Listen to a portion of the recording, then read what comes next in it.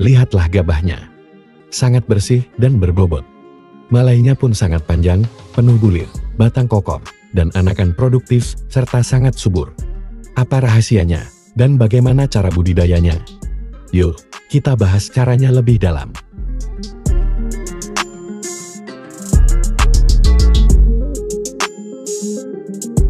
Ada pengumuman penting nih untuk rekan-rekan tani semua. Dalam rangka kami menuju 100.000 subscriber, kami akan bagi-bagi rezeki ke rekan-rekan tani, yaitu logam mulia seberat 0,25 gram untuk satu orang pemenang, dan uang tunai masing-masing Rp100.000 untuk 2 orang pemenang. Nah, pengumuman pemenang akan saya umumkan setelah channel Giarta Production mencapai 100.000 subscriber ya. Jadi tunggu apa lagi? Langsung saja subscribe channel Giarta Production dan like video ini, serta bagikan juga video ini ke rekan-rekan tani yang lain agar mereka juga tahu pengumuman penting ini. Oke, mari kita lanjut ke pembahasannya. Selamat datang di channel Giarta Production, tempat kumpulnya petani masa kini. Jangan lupa klik like dan subscribe agar nantinya Anda bisa lebih mudah menemukan video bermanfaat seputar pertanian padi lainnya dari kami. Untuk meningkatkan hasil panen, pastinya ada usaha yang berbeda dari yang lain. Begitu juga dengan tanaman padi kita. Jika ingin tanaman yang subur, terhindar dari hama dan penyakit, sehingga mendapatkan hasil panen yang lebih banyak tentunya tidak didapatkan begitu saja. Ada usaha maksimal yang harus kita lakukan saat penanaman dan perawatannya, mulai dari pemilihan benih sampai panen. Banyak petani yang saya temui hanya berkomentar begini tentang padi orang lain yang lebih bagus dari padinya. Ya pantas padinya bagus, lawang dikasih ini, dikasih itu, disemprot inilah, disemprot itulah, tanpa benar-benar bertanya atau belajar bagaimana cara agar padi mereka juga bisa bagus. Nah maka dari itu, bagi rekan petani yang ingin belajar menaikkan bobot padinya, di video kali ini, saya akan membahas rahasia membuat padi lebih subur dan lebih unggul, sehingga bisa mendapatkan hasil panen yang lebih banyak dari biasanya. Simak video ini sampai selesai agar Anda mendapatkan informasi yang lengkap.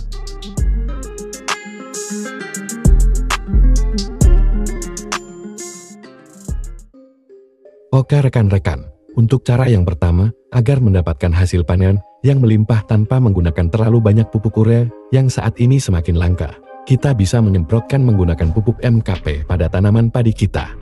Pupuk MKP, jika diaplikasikan dalam waktu dengan dosis yang tepat, dapat meningkatkan hasil panen kita, baik dari kesuburan padi, kualitas produksi anakan, berat, dan jumlah gabah hingga potensi panen.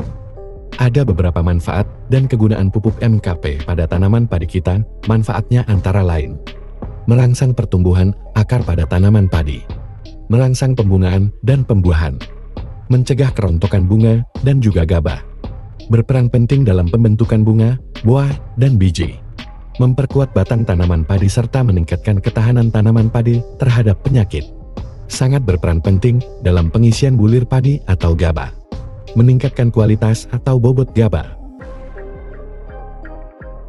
Nah pupuk MKP dapat diaplikasikan dengan berbagai metode, yaitu disemprotkan, dikokor, ataupun ditaburkan. Namun, kalau untuk tanaman padi, pupuk MKP lebih efektif apabila diaplikasikan dengan cara disemprotkan. Untuk waktu aplikasi pupuk MKP pada tanaman padi, yaitu ketika tanaman padi menjelang proses pembungaan, dilakukan setiap 7 hari sekali sampai masa pengisian bulir. Tapi kalau saya memulai aplikasi MKP ini saat padi berumur 30 hari dan hasilnya sungguh luar biasa, hasil panenku bisa mencapai 12 ton per hektar yang biasanya hanya mendapatkan 8 ton saja. Nah, hentikan penyemprotan pupuk MKP ketika malai padi sudah keluar hingga masa penyerbukan malai selesai, karena dapat mengganggu proses penyerbukan. Penyemprotan MKP dapat dilanjutkan lagi ketika masa penyerbukan bunga sudah selesai. Dan penyemprotan sebaiknya kita lakukan pada pagi hari sebelum jam 9 pagi, atau sore hari jam 2 sampai jam 5 sore jika cuaca mendukung. Untuk dosis pupuk MKP, per liter air yaitu 2 hingga 4 gram per liter air. Kalau untuk dosis per tangki kurang lebih 2 hingga 4 sendok makan per tangki ukuran 16 liter. Kalau saya menggunakan 4 sendok makan per tangki 16 liter. Itu adalah tips yang pertama. Kemudian untuk tips yang kedua yaitu penyemprotan hama. Saya lihat banyak petani yang masih suka keliru. Yang saya maksud keliru bukanlah merek racun yang digunakan, melainkan waktu penyemprotannya. Penyemprotan hama harus dilakukan dengan tepat agar hasil produksi panen bisa maksimal. Waktu yang tepat melakukan penyemprotan tanaman padi tersebut adalah pagi hari hingga jam 9 dan sore hari pukul 15.30 menit hingga maghrib. Hindari penyemprotan di atas jam 9 pagi sampai jam 15.30 menit sore. Sebab stomata atau mulut daun akan menutup ketika matahari sudah terik dan cuaca sedang panas. Pada saat stomata tertutup, daun padi tidak dapat menyerap cairan pestisida dengan baik. Selain itu, di atas jam 9 pagi hingga jam 15.30 menit sore, sebagian besar hama sudah meninggalkan area persawahan untuk mencari tempat berlindung dari paparan sinar matahari, dan hama baru akan kembali ke persawahan ketika sore hari menjelang maghrib. Jadi, kalau kita melakukan penyemprotan pada saat siang hari, itu namanya bukan lagi membasmi hama, melainkan hanya mencegah hama. Kemudian tips yang ketiga, agar hasil panen padi meningkat, yaitu pemilihan bibit yang berkualitas.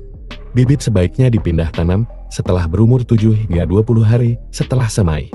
Umur bibit padi tidak boleh lebih dari 40 hari, karena semakin muda umur bibit saat pindah tanam, maka tingkat stres pada bibit semakin kecil, dan itu penentu produksi jumlah anakan padi kita nantinya.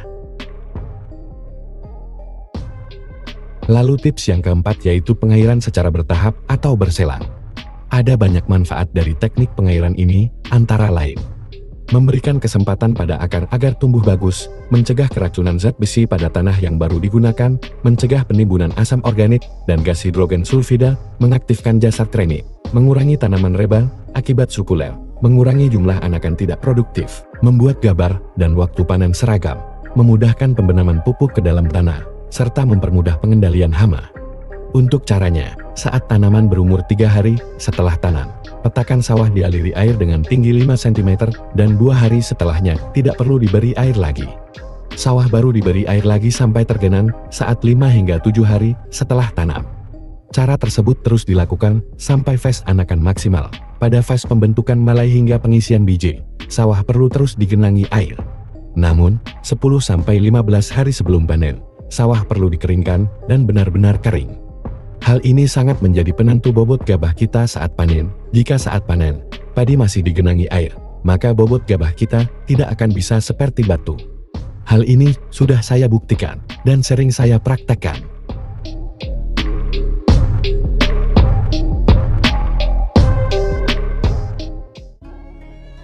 Jadi kesimpulannya, untuk mendapatkan hasil panen padi yang melimpah, dengan gabah yang bersih, berbobot, malai panjang, dan batang kokoh, diperlukan usaha maksimal dalam budidaya padi. Ada beberapa langkah-langkah penting yang perlu kita lakukan di antaranya.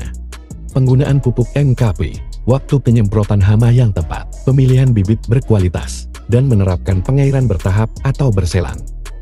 Dengan menerapkan langkah-langkah tersebut, hasil panen padi akan meningkat secara signifikan baik dari segi kualitas maupun kuantitas.